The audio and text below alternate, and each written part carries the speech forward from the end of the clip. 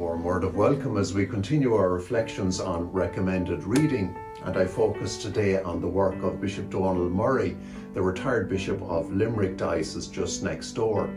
Bishop Donal all through his life was very adept at reading the signs of the times, and he has published so many works, most of them available courtesy of Veritas. And I focus today on three of his most recent works, which reflect very profoundly on contemporary issues in church and in society. The first one being a short little book called A Landscape Redrawn, and the second one called Picking Up the Shards, and his most recent work called What Are We Waiting For? A very hope-filled reflection on the resurrection and the difference that that makes to us as people of faith.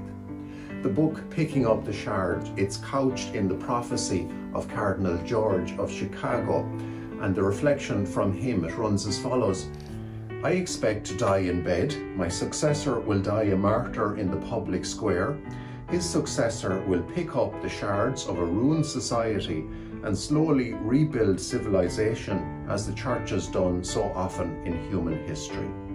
Read that interesting book, Picking Up the Shards, to see why Bishop Donal proposes that the church can do that, to cope with rampant individualism in a post-truth society, the loneliness, the isolation that is there, care for our planet, so much of what Pope Francis is encouraging us to do.